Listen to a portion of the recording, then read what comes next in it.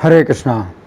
तो अभी हम भगवद गीता के 16वें अध्याय के अंतर्गत श्लोक संख्या 9 पर विचार करेंगे।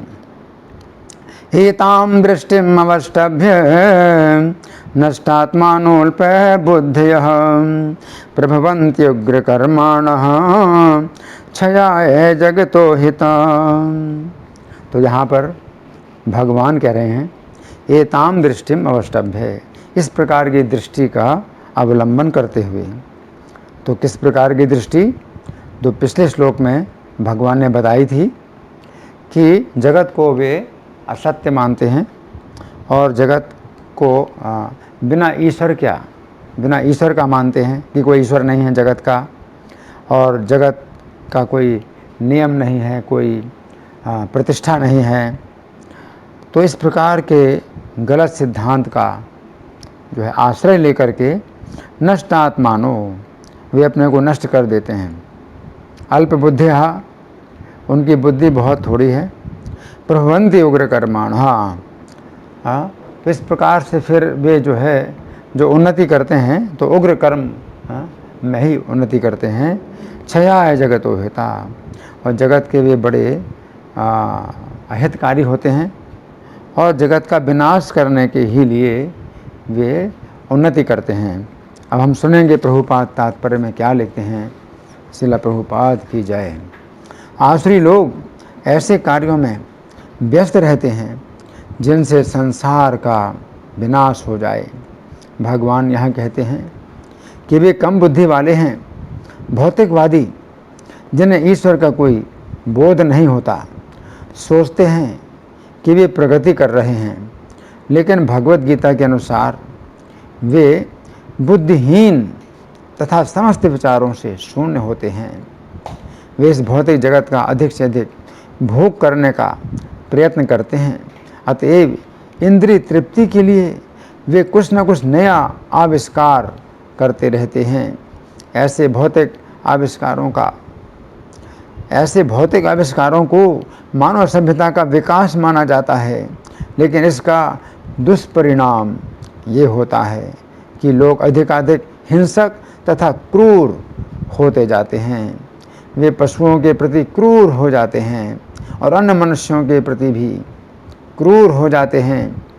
उन्हें इसका कोई ज्ञान नहीं कि एक दूसरे से किस प्रकार व्यवहार किया जाए।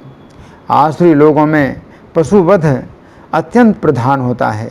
ऐसे लोग संसार के शत्रु समझे जाते हैं, क्योंकि ये अंततः ऐसा आविष्कार कर लेंगे या कुछ ऐसी सृष्टि कर देंगे जिससे सबका विनाश हो जाए।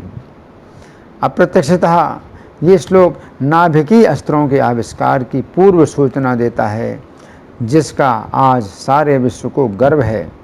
किसी भी क्षण युद्ध हो सकता है और ये परमाणु हथियार विनाश लीला उत्पन्न कर सकते हैं। ऐसी वस्तुएं संसार के विनाश के उद्देश्य से ही उत्पन्न की जाती हैं, और यहाँ पर इसका संकेत किया गया है। ईश्वर के प्रति अविश्वास के कारण ही ऐसे हथियारों का आविष्कार मानव समाज में किया जाता है। ये संसार की शांति और संपन्नता के लिए नहीं होते हैं। तो यहाँ प्रभुपाद का तात्पर्य समाप्त हुआ। अब हम सुनेंगे श्री भगवान ने कहा में इस श्लोक की कैसी व्याख्या हुई है।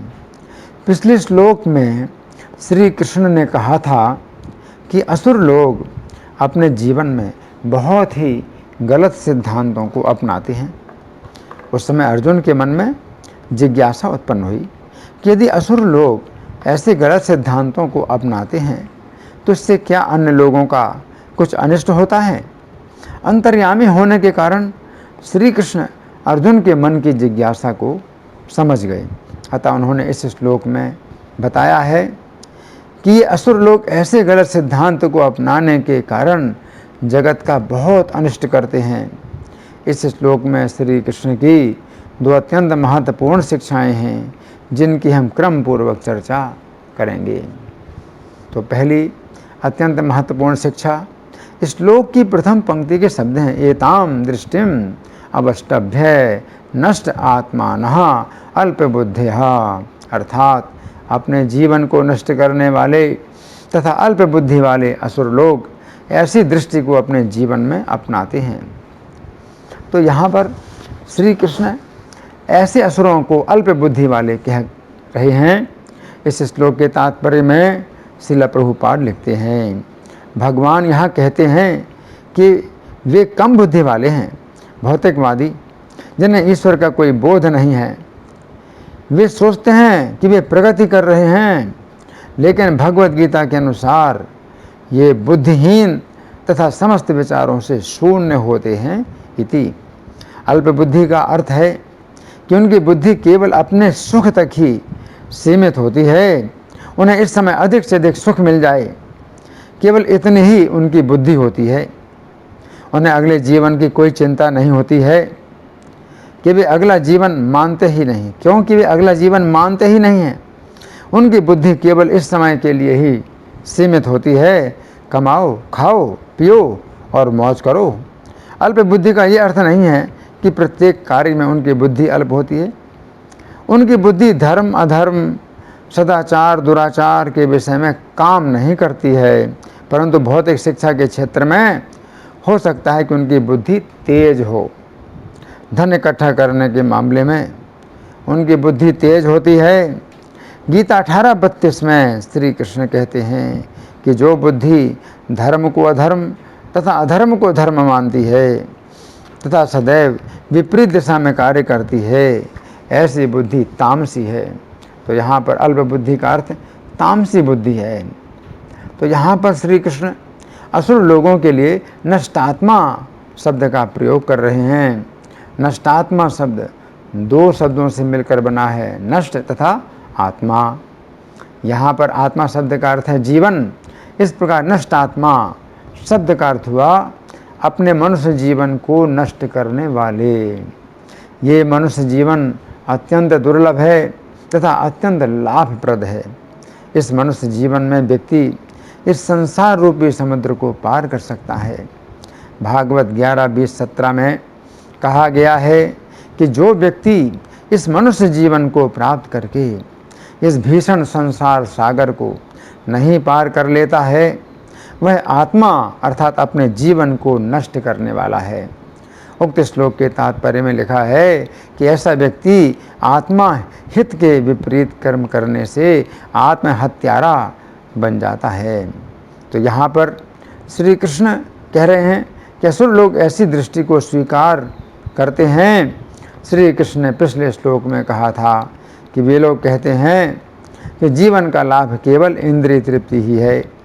तो यहाँ पर श्री कृष्ण कह रहे हैं कि असुर लोग अपने जीवन को ऐसी ही दृष्टि से देखते हैं, अथवा ये लोग जीवन के प्रति ऐसा ही दृष्टिकोण अपनाते हैं कि जीवन का लक्ष्य इंद्रिय तृप्ति है। इस प्रकार ये असुर लोग इंद्रिय तृप्ति में ही अपने जीवन को नष्ट कर देते हैं। अब दूसरी अत्यंत महत्वपूर्ण शिक्षा, इस श्लोक की दूसरी पंक्ति के शब्द हैं प्रभवन्ति उग्र कर्माणः क्षयाय जगतः अहिताः। अर्थात ऐसे लोग उग्र कर्म करने वाले हैं तथा जगत के शत्रु हैं और जगत का नष्ट करने में ही अपनी शक्ति लगाते हैं। तो यहाँ पर श्री कृष्ण कह रहे हैं प्रभवन्ति उग्र कर्माणः। प्रभवन्ति शब्द का अर्थ है कि वे उन्नति करते हैं तथा उग्र कर्माणः शब्द का अर्थ है कि वे उग्र कर्मों वाले होते हैं। इसका अर्थ है कि वे उग्र कर्मों में ही उन्नति करते हैं। इस श्लोक के तात्पर्य में श्रील प्रभुपाद लिखते हैं वे इस भौतिक जगत का अधिक से अधिक भोग करने का प्रयत्न करते हैं, अतएव इंद्रिय तृप्ति के लिए वे कुछ न कुछ नया आविष्कार करते रहते हैं। ऐसे भौतिक आविष्कारों को मानवता का विकास माना जाता है, लेकिन इसका दुष्परिणाम ये होता है कि लोग अधिकाधिक हिंसक तथा क्रूर होते जाते हैं। वे पशुओं के प्रति क्रूर होते हैं और अन्य मनुष्यों के प्रति भी उन्हें इसका कोई ज्ञान नहीं है कि एक दूसरे के प्रति किस प्रकार व्यवहार किया जाए। इति वे उग्र कर्म करने वाले होते हैं। इसका अर्थ है कि वे किसी से डरते नहीं हैं। यदि डरते हैं तो डाकू या पुलिस से डरते हैं। वे ईश्वर से नहीं डरते हैं तथा उनके द्वारा दूसरों की हत्या जैसे भयानक कर्म होते हैं। भागवत 1:11-12 में श्रील प्रभुपाद लिखते हैं, सभ्यता की उन्नति का अनुमान उन मिलों तथा फैक्ट्रियों की बढ़ोतरी से नहीं लगाया जाता है जिनसे मनुष्यों की कोमल भावनाएं नष्ट होती हों, अपितु मनुष्यों में आध्यात्मिक प्रवृत्तियों के विकास से लगाया जाता है, जिससे उन्हें भगवत धाम वापस जाने का अवसर प्राप्त हो सके। फैक्ट्रियों तथा मिलों का विकास उग्र कर्म कहलाता है और ऐसे कर्म मनुष्यों की कोमल भावनाओं को नष्ट करते हैं तथा समाज को असुरों का तहखाना बना देते हैं। कारागार तुल्य खाने, फैक्ट्रियाँ तथा कार्यशालाएं श्रमिक वर्ग में आसुरी प्रवृत्तियों को ही जन्म देती हैं। श्रमिक वर्ग के बल पर ही शोषण को प्रश्रय मिलता है, फलस्वरूप उनमें अनेक प्रकार के उग्र संघर्ष होते रहते हैं इति। तो यहाँ पर श्री कृष्ण कह रहे हैं कि असुर लोग जितना अधिक जगत का अनिष्ट हो इसी में अपनी उन्नति मानते हैं।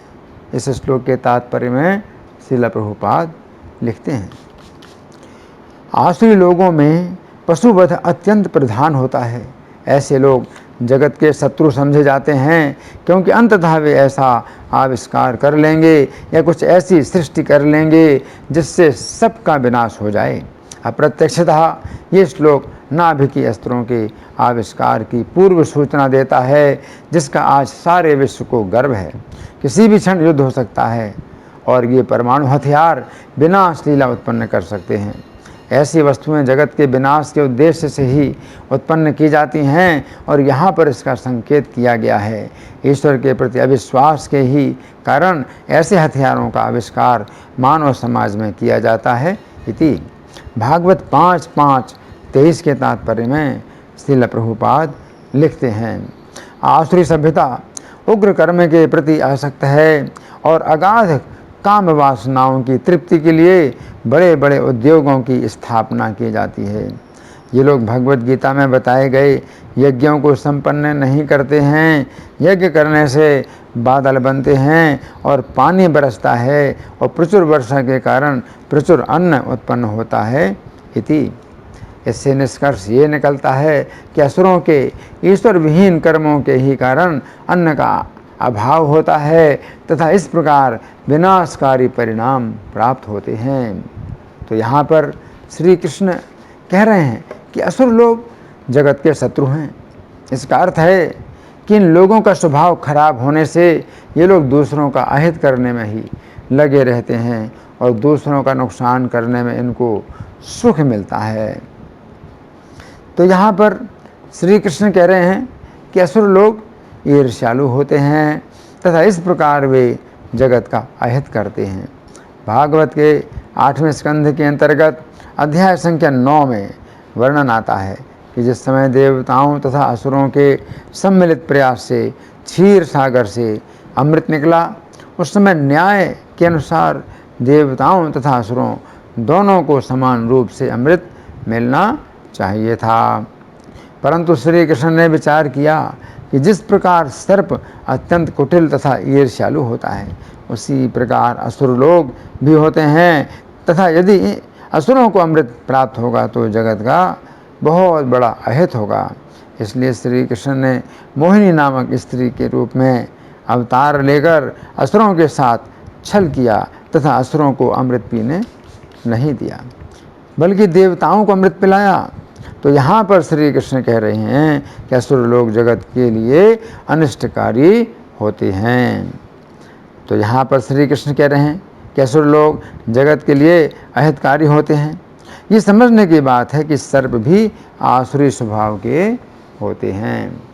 महाभारत के आदि पर्व के अंतर्गत अध्याय संख्या 34 में वर्णन आता है कि जिस समय गरुड़ जी ने अपनी माता को तथा अपने आप को सर्पों की दास्ता से मुक्त करने के लिए सर्पों से पूछा कि वे क्या चाहते हैं, उस समय सर्पों ने कहा कि वे अमृत पीना चाहते हैं। ऐसी स्थिति में गरुड़ जी ने अपने पराक्रम से सभी देवताओं को परास्त करके अमृत छीन लिया। उस समय इंद्र ने गरुड़ जी से मित्रता के भाव में ये बात निश्चित की कि जिस समय गरुड़ जी सर्पों को अमृत दे देंगे तथा दास्ता से मुक्त हो जाएंगे।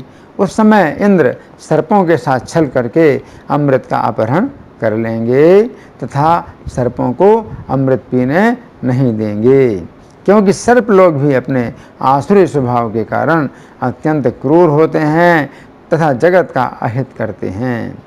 इस श्लोक के बंगाली पद्यानुवाद में श्रील प्रभुपाद लिखते हैं, हे क्षुद्र दृष्टि लय असुर गण, आत्म तत्व ज्ञानहीन अल्प बुद्धिहन, उग्र कर्म उत्साह तार जगत अहित, क्षण कार्य पटु तारा है प्रभावित।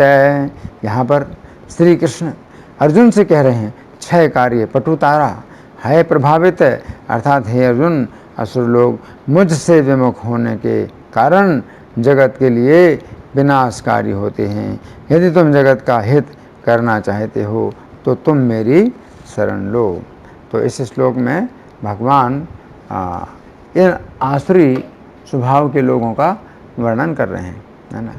और क्या बतला रहे हैं कि दृष्टि जो है जब गलत होती है तो फिर कोई व्यक्ति बहुत ही गलत रास्ते पर चलता है ना।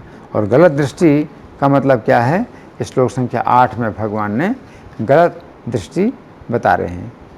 तो श्लोक संख्या 8 में भगवान ने बताया कि वो उनकी दृष्टि जो है कैसी गलत होती है कि जगत के संबंध में उनका क्या विचार होता है। एक तो जगत असत्य है, जगत असत्य है, असत्यम जगत। तो जगत जो है अगर भगवान ने बनाया है, भगवान को जगत कर्ता कहा जाता है, तो जिन भगवान ने जगत को बनाया है उस जगत को अगर कोई असत्य कहता है तो वो भगवान को ही असत्य कहता है, क्योंकि भगवान अगर सत्य हैं तो उनका बनाया हुआ जगत भी सत्य है। तो जगत को असत्य कहने का मतलब बहुत ही गलत है कि वे भगवान को ही असत्य कहते हैं। असत्यम अप्रतिष्ठम थे, और कोई आधार नहीं है, जगत का कोई आधार नहीं है, ये कहना। भगवान को कहा जाता है जगत आधार, जगत के आधार भगवान है। तो असुर लोग जो है जगत का कोई आधार नहीं मानते हैं, है ना। तो ये बहुत बड़ा अज्ञान है। तो भगवान स्वयं जगत को धारण करते हैं, जगत का पालन करते हैं और जगत में न्याय की व्यवस्था करते हैं। लेकिन जब वे लोग जगत को बिना किसी आधार के मानते हैं तो ये बहुत बड़े अहितकारी, जगत का जो है बहुत बड़ा अहित करते हैं। किस प्रकार का सिद्धांत जो वे पकड़ लेते हैं। और जगत आहुर अनीश्वरम, जगत का कोई ईश्वर नहीं है। तो जगत का किसी के ऊपर जगत को कोई भी कंट्रोलर नहीं है, यानी नियंता नहीं। तो भगवान जो है जगत के ऊपर पूरा नियंत्रण रखते हैं। तो ये बात जो है सर्वमान्य है कि भगवान जो है जगत के कारण हैं और जगत के स्वामी हैं, जगत के नाथ हैं, जगन्नाथ हैं। तो जब भगवान जो है इस जगत के ऊपर पूरा नियंत्रण अपना बनाए हुए हैं तो फिर कोई व्यक्ति अगर जगत को बिना ईश्वर के कहे तो वो कितना बड़ा अपराध कर रहा है, भगवान का अपराध कर रहा है। और क्या कहते हैं, अपरस्पर संभूतम, ये एक दूसरे से उत्पन्न हुआ है। ये जो जगत है ये एक दूसरे से उत्पन्न हुआ है। कि मन काम है तो कम, इसलिए काम भोग के अलावा और इस जगत में कुछ भी नहीं है ना। तो ऐसे लोग जो आसुरी लोग होते हैं इस प्रकार के गलत सिद्धांत को ले करके फिर वे जगत का कितना बड़ा अहित करते हैं। तो यहाँ पर भगवान बताते हैं प्रभवंत उग्र कर्माण, तो उनका जो है उग्र कर्म फिर होता है। और चूँकि आसुरी लोग शासन में जब आ जाते हैं तो प्रजा का भी शोषण करते हैं और प्रजा को भी इसी दिशा में ले जाते हैं। ये जो दिशा है ये नरक जाने की दिशा है, तो इसी नरक की दिशा में प्रजा को भी ले जाते हैं। तो इसलिए भगवान यहाँ पर कह रहे हैं कि प्रबंध उग्र कर्मण क्षयाय जगतो हिता, ये जगत के सबसे बड़े अहितकारी हैं, जगत के सबसे बड़े ये नुकसान करने वाले हैं। तो इसलिए हमें ऐसे लोगों की संगति नहीं करनी चाहिए। धन्यवाद। हरे कृष्णा।